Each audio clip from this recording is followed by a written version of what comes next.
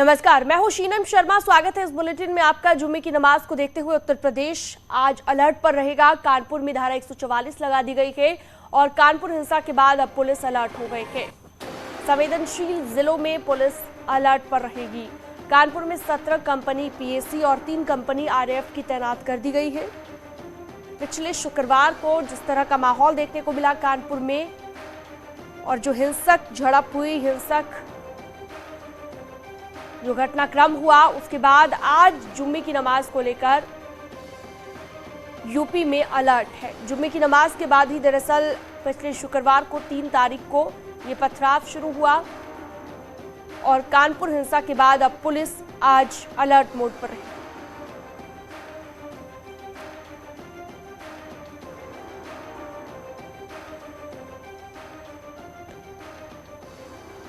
तो पूरे यूपी में अलर्ट है। कानपुर की बात करें, 17 कंपनी पीएसी, 3 कंपनी आरएएफ तैनात रहेंगी और प्रदेश के अलग अलग जिलों में जो संवेदनशील जिले हैं, यहां पर आज जुम्मे की नमाज को देखते हुए इसके मद्देनजर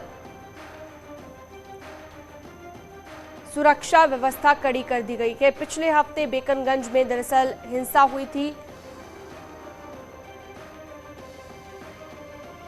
जुम्मे की नमाज को लेकर पूरे प्रदेश में अलर्ट है, लेकिन कानपुर में किस तरह की सख्ती बरती गई है देखिए। प्रदेश के कई जिलों में पुलिस अलर्ट है।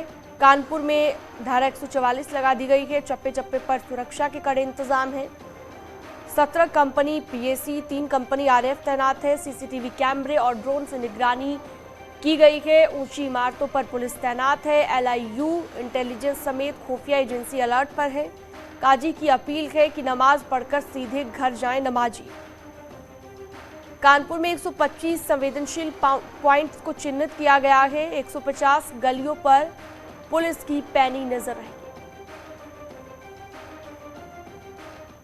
कानपुर में बीते शुक्रवार को हिंसा के बाद पुलिस प्रशासन पूरी तरह से मुस्तैद है। आज होने वाली जुम्मे की नमाज से पहले पुलिस अधिकारियों और जवानों ने शहर में फ्लैग मार्च निकाला।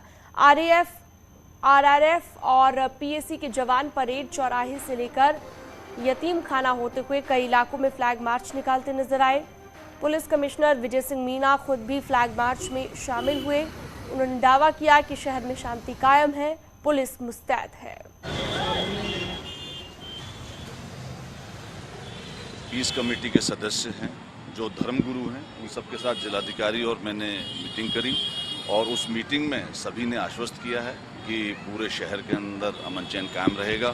सभी लोग उन्होंने अपने वॉलंटियर्स बनाए हैं और अपने अपने एरिया में ड्यूटी देंगे और किसी प्रकार की घटना घटित होने से या भीड़ इकट्ठी करने से रोकेंगे। सभी ने सहयोग का वादा किया है और पुलिस मुस्तैद है। पुलिस की ड्यूटी हमने लगाई है। हमारे वरिष्ठ अधिकारी ग्राउंड पर हैं और जगह जगह पर पिकेट्स और हमारी पीआरवी गाड़ियाँ लगाई हैं और हम लोग अभी रूट मार्च कर रहे हैं ताकि जनता में एक संदेश दिया जा सके कि सब अमन चैन कायम है और एक कॉन्फिडेंस बिल्डिंग मेजर है।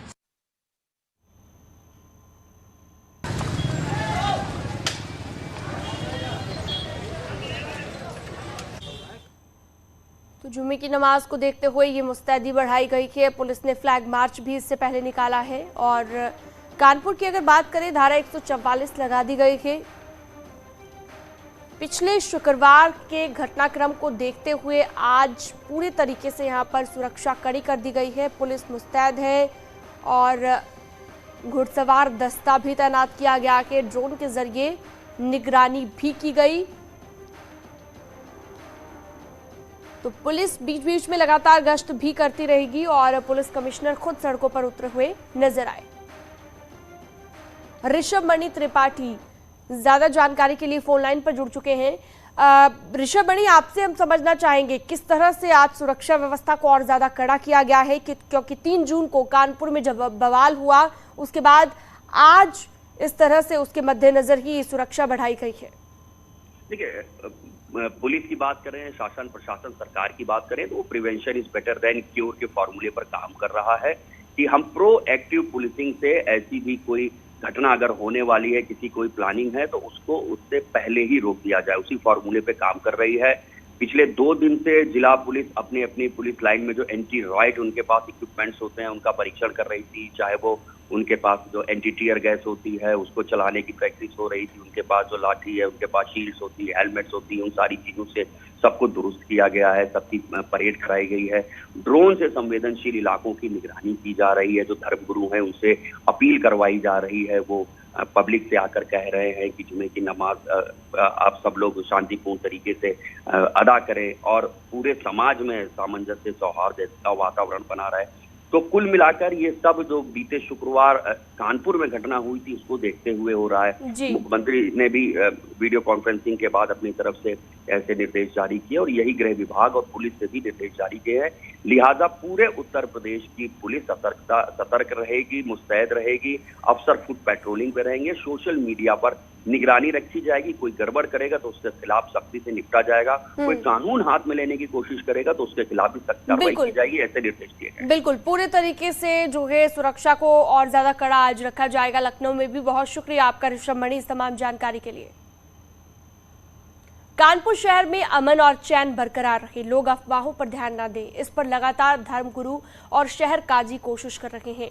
शहर काजी लोगों से अफवाहों से बचने और अमन चैन बनाए रखने की अपील कर रहे हैं। अफवाहें फैल रही हैं जिसकी वजह से माहौल खराब होने का खतरा है। एक चीज़ तो ये कि जो जेल में कोई बच्चा मर गया है, उसका इंतकाल हो गया है, इस तरीके से कुछ खबरें लोग अफवाहें फैला रहे हैं। ऐसा कहीं कुछ नहीं, मैंने तहकीक किया है, ये सब महज अफवाहें हैं। कल के माहौल ख़राब करने के लोग कोशिश कर रहे हैं। तो मेरी गुजारिश है कि एक मामला तो ये हो गया, दूसरा मामला ये है कि बहुत से लोगों ने हवा उड़ा रखी कि कल बंदी है। किसी तरह की कहीं कोई बंदी नहीं है, खुदा का वास्ता देकर कह रहा हूँ। किसी को कुछ समझना हो तो मुझसे समझ ले, जिला इंतज़ामिया समझ ले, अपने शहर के बड़ों से समझ ले, मगर उसके कुछ पूछे हुए मोतबर ज़राए से इत्तला मिले मगर कोई फैसला न ले। सिर्फ आप चैन से रहिए, आफियत के साथ रहिए, इज्जत के साथ रहिए, कहीं कोई मामला नहीं किसी तरह का। कानपुर में पुलिस प्रशासन भी लगातार सामाजिक संस्था और समाज के प्रतिष्ठित लोगों से समन्वय बनाकर अफवाह पर ध्यान नहीं देने की अपील कर रहे हैं। शहर में अमन चैन बनाए रखने की अपील जमीयत उलमा हिंद सामाजिक संस्था और MIM ने भी पत्र जारी कर कहा है कि अफवाहें ना फैलाएं और अफवाहों पर ध्यान भी ना दें।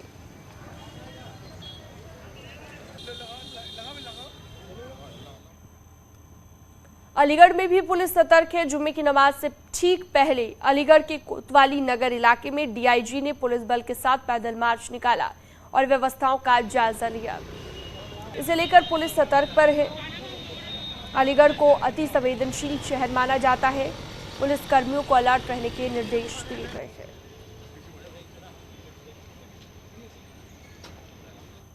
मंत्री जी के और DGP महोदय का निर्देश है, उसमें जितने भी हमारी पिकेट हैं संवेदनशील इलाके में जो परमानेंट पिकेट हैं, उन सब जगह हमारे कर्मचारियों को मोटिवेट करना, लोगों में सुरक्षा की भावना उत्पन्न करना और जो गलत प्रवृत्ति के लोग हैं उनके मन में यह महसूस हो कि कानून का राज है, जो भी गलत करने का प्रयास करेंगे उस पर सख्त कार्रवाई करने के उद्देश्य से अलीगढ़ के इस पुराने शहर में पिकेटों का निरीक्षण किया जा रहा है।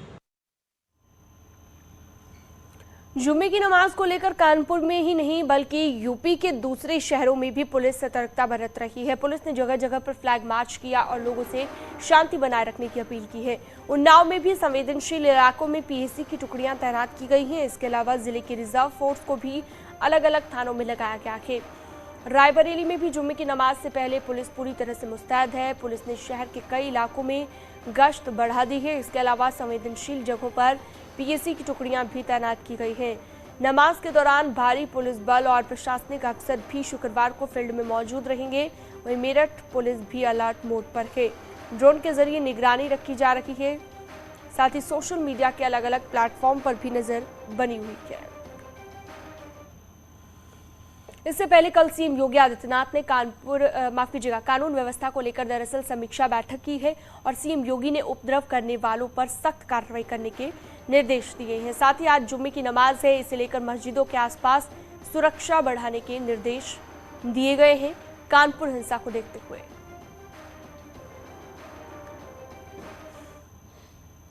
पुलिस को जफर हयात हाशिमी समेत 4 आरोपियों की रिमांड मिल चुकी है और इसी बीच जफर को लेकर एक के बाद एक कई खुलासे हो रहे हैं। आरोप ये भी है कि सीएए हिंसा मामले में भी जफर पर मामला दर्ज हुआ था। इसके अलावा जफर के पुलिसिया कनेक्शन का भी खुलासा हुआ, जिसे लेकर अब कई पुलिस अधिकारी फंसते नजर आ रहे हैं।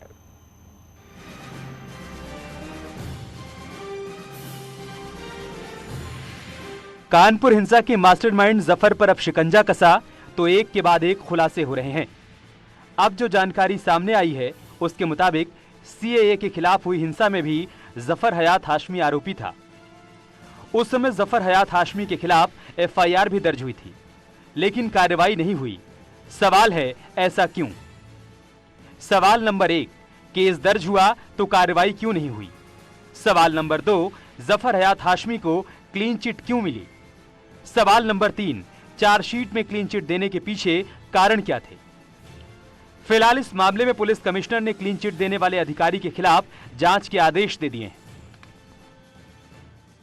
मास्टरमाइंड जफर हयात के मामले में पूर्व में जो मुकदमे दर्ज हुए थे 2019 में सीएए के विरोध के दौरान, जिसमें वो नेम्ड था और आखिरकार चार्जशीट में उसका नाम किस तरह हटाया गया, क्या वो हवाले दिए गए जिसके चलते एक ऐसे उपद्रवी का नाम हटाया गया, इसकी जांच अब पुलिस कमिश्नर ने दे दी है। और इस मामले में विभागीय जांच होगी और उन सभी आईओएस का, इन्वेस्टिगेशन ऑफिसर्स का बयान दर्ज किया जाएगा कि आखिरकार किस आधार पर उन्होंने जफर को क्लीन चिट दी थी। यानी कहीं ना कहीं पुलिस अधिकारी भी अब घेरे में नजर आ रहे हैं। सीएए के खिलाफ हिंसा में जफर का रोल क्या था?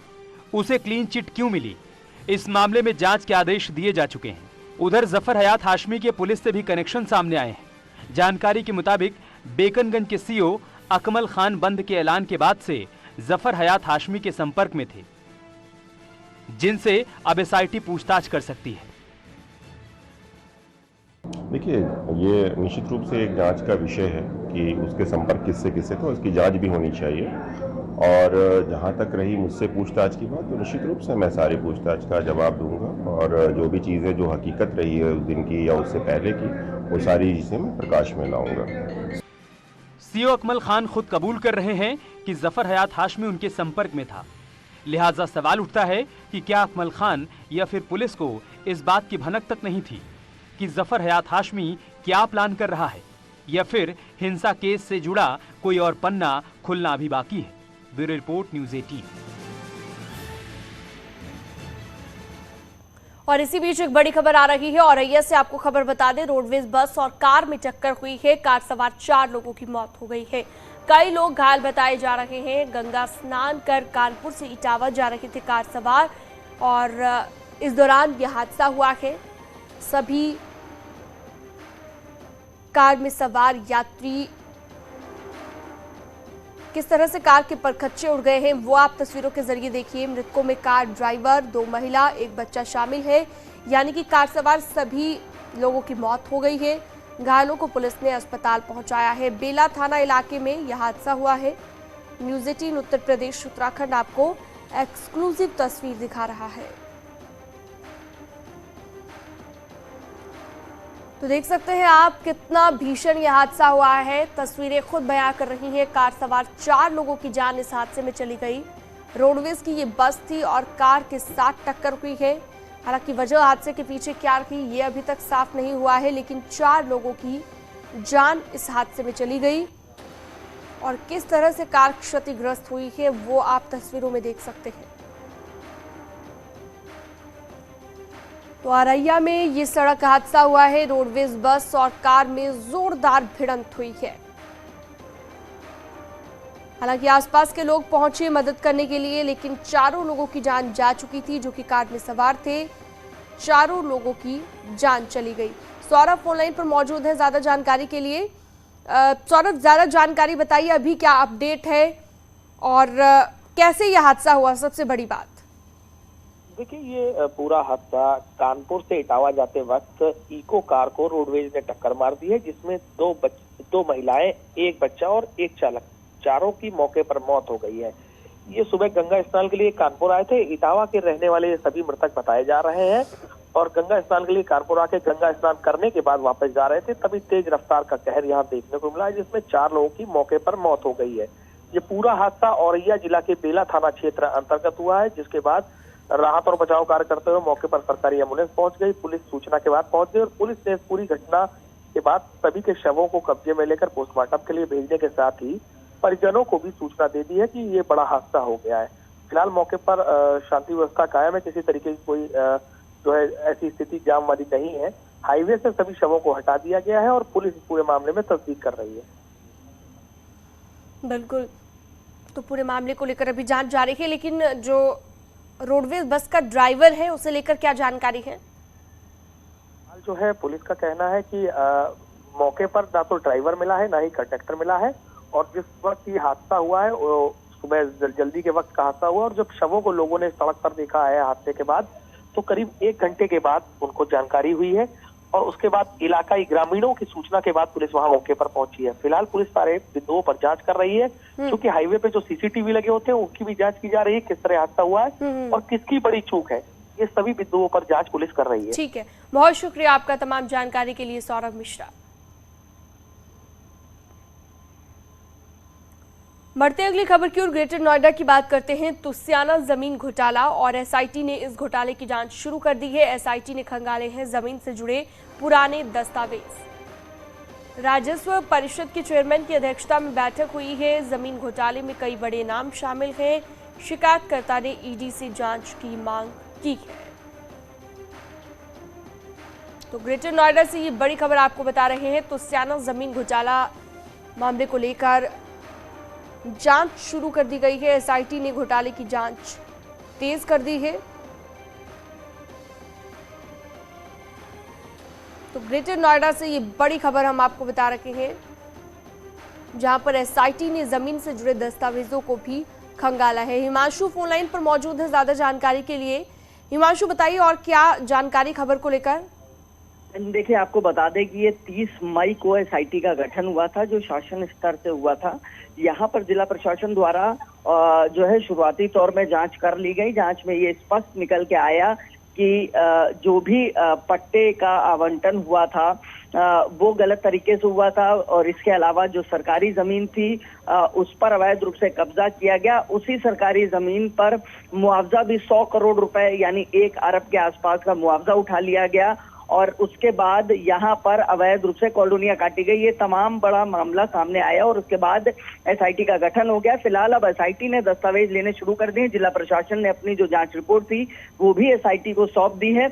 और इसमें जो सबसे बड़ी बात है, चूंकि इतना बड़ा भूमि घोटाला है, जाहिर तौर पे गठजोड़ से हुआ होगा, और अब उस गठजोड़ पर कार्रवाई के लिए तैयारी कर ली गई है। आपको बता दें कि इसमें भूमाफिया की संलिप्तता, इसके अलावा जो ग्रेटर नोएडा प्राधिकरण के अधिकारी हैं और जिला प्रशासन राजस्व परिषद के जो अधिकारी हैं उनकी मिलीभगत की जांच की जाएगी, और जांच के बाद दूध का दूध पानी का पानी हो जाएगा। कौन लोग इसमें शामिल थे और उन पर कार्रवाई की जाएगी। जी, यानी कि अब उन सभी लोगों तक पहुंचने की कोशिश की जाएगी जो लोग इसमें शामिल थे। बहुत शुक्रिया आपका तमाम जानकारी के लिए। हिमांशु हमारे साथ जुड़े थे। यहाँ एक छोटे से ब्रेक के लिए रुकना होगा।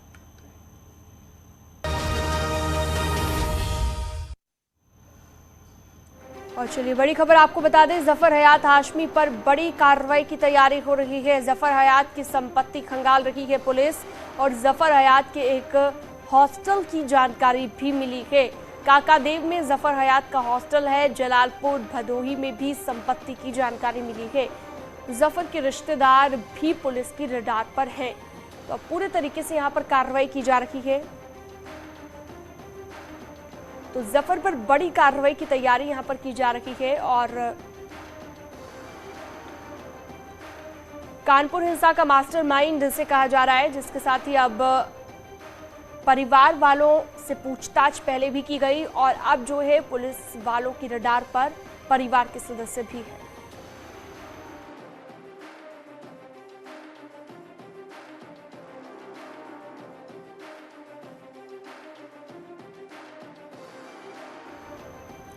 हम सभी एक ऐसा घर बनाना चाहते हैं जो सालों साल बना रहे। हम ऐसा कैसे कर सकते हैं? ये तभी संभव है जब हम निर्माण संबंधी कुछ नियमों और सिद्धांतों का पालन करें।